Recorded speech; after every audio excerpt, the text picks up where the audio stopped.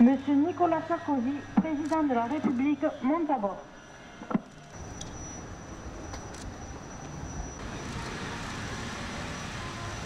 Aujourd'hui, la Marine nationale, à bord du Charles de Gaulle, reçoit le président en tant que chef des armées.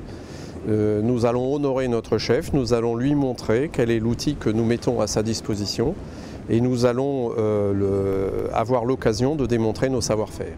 Vous imaginez que pour tous les marins qui sont à bord et qui ont l'habitude de travailler loin des médias et loin en mer de leur famille pendant très longtemps, recevoir le chef de l'État, c'est un grand honneur, une grande joie et une grande responsabilité aussi parce que nous devons être à la hauteur de ses attentes. C'est évidemment une joie et un honneur de recevoir le chef des armées, qui est le président de la République. Depuis que nous sommes rentrés dans le cycle opérationnel, il y a 6 mois, nous continuons à nous entraîner. Et évidemment, le fait que le président de la République, qui n'est jamais venu à la mer sur le Charles de Gaulle, vienne nous voir, pour nous, c'est une forme de récompense de tous ces efforts. J'ai tenu à venir vous rencontrer pour vous dire d'abord mon estime et ma confiance. La France et les Français peuvent être fiers de vous, fiers de vos compétences, fiers des moyens tout à fait exceptionnels qui sont mobilisés ici au service de nos engagements internationaux et de notre sécurité. Le président va assister à des catapultages, va assister à des appontages. Il va voir quelques emplacements du bâtiment qui sont particulièrement importants, l'endroit où on conduit les opérations, l'endroit où on prépare les munitions des avions, où on dépanne les avions. Et puis le président a prévu de s'adresser à l'équipage avant un déjeuner. Je vous remercie parce que j'ai été très impressionné par la qualité des démonstrations qui m'ont été présentées et par la capacité de coordination exceptionnelle que tout ceci révèle. J'annonce que vous allez vous-même partir en opération avant la fin de l'année en océan Indien et dans le Golfe Persique.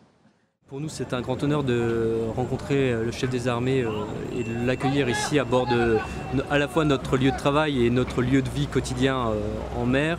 Et on apprécie qu'il vienne ici au contact et que ce soit lui-même qui annonce notre futur déploiement en océan Indien et au-dessus de l'Afghanistan.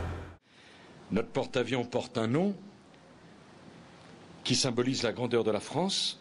Il porte le nom de Charles de Gaulle, celui qui refusa la défaite, qui refusa la soumission à l'ennemi, qui remit la France sur le chemin de la liberté, sur le chemin de l'honneur, qui rétablit la République et l'État de droit et qui nous légua les institutions les plus stables et les plus efficaces de notre histoire. C'est la raison pour laquelle j'ai tenu à ce que vous soyez associés à la commémoration du 70e anniversaire de l'appel du 18 juin à Carlton Gardens, devant la statue du général de Gaulle. C'est à vous qu'il reviendra de lui rendre les honneurs. Le porte-avions Charles de Gaulle, c'est le seul porte-avions de la Marine nationale. C'est d'ailleurs le seul porte-avions de ce type en Europe. Et sa spécificité, c'est de mettre en œuvre jusqu'à 35 aéronefs et de pouvoir donc les catapulter toutes les 30 secondes et de pouvoir remplir des missions très variées qui vont de la simple présence dans une zone particulière à évidemment des frappes, jusqu'à des frappes nucléaires si nécessaire, puisque nous sommes une des composantes de la dissuasion. Je suis rentré dans la marine il y a une dizaine d'années parce que j'avais envie à la fois de faire un métier hors du commun et en plus de ça de servir mon pays, de faire quelque chose d'utile. Je suis en quelque sorte l'entraîneur de l'équipe Marine nationale. C'est-à-dire que ma responsabilité consiste à mettre à la disposition du chef d'état-major des armées un ensemble de matériel et de personnel qui sont entraînés et capables de remplir les missions susceptibles d'être ordonnées par le président de la République. Le porte-avions Charles de Gaulle, c'est un ensemble extrêmement complexe avec des centrales nucléaires, avec de l'armement, des avions.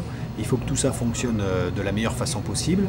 Et mon rôle, c'est de m'assurer que nous sommes capables à tout moment de remplir les missions qu'on nous demande, étant donné les conditions générales dans lesquelles ces missions se déroulent.